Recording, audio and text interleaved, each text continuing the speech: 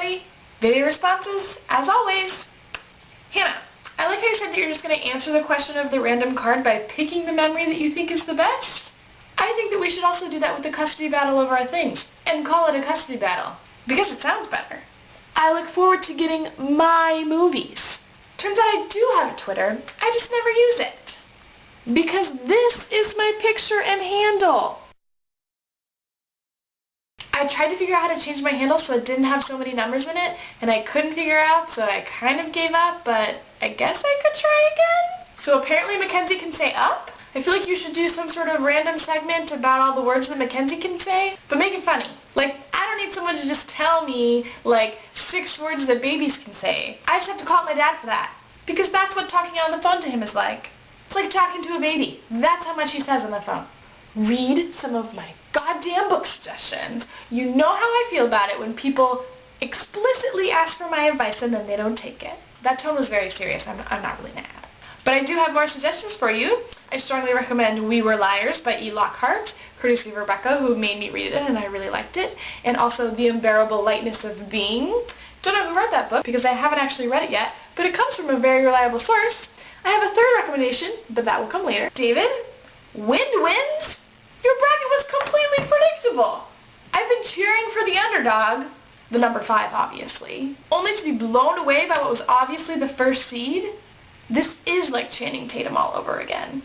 I have also literally listened to Leather Jacket a minimum of 15 times since I watched your video last night. I also listened to 2 of the band's albums on Spotify. The earlier one is better. I mean, it's called Michigan Left and the band was formed in Ontario. It doesn't get much better than that.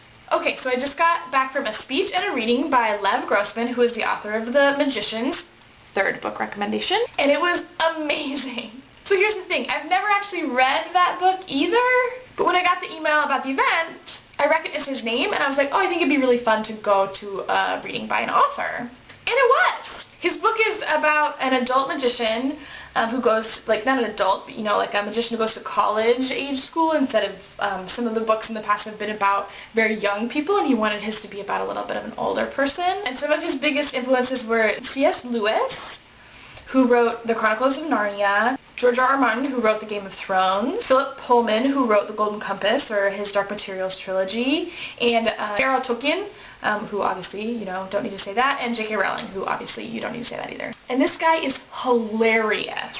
You know, like in a really, like the best nerdy, hilarious way possible. Now I really want to read his book, but I'm also going to share a few choice quotes with you. Quote, constantly rereading The Chronicles of Narnia did not quite prepare me for the challenges of middle age. Drugs are happening at Hogwarts. Why is fantasy so much better than reality? Like, the plot is so much more organized. J.K. Rowling never mentions what Harry's doing under the stairs all of that time. He was also talking about how he wanted his book to be kind of more like reality and less fantastical. And he was talking about how Gandalf knows, you know, he says, there's this evil ring, but all you gotta do is you gotta just walk it over there. There's a volcano over there, you just gotta get it there and everything will be fine. And, you know, there's a lot of orcs between here and there, but that's what you gotta do. And then he was like, I've never met anyone like that. Okay, bye.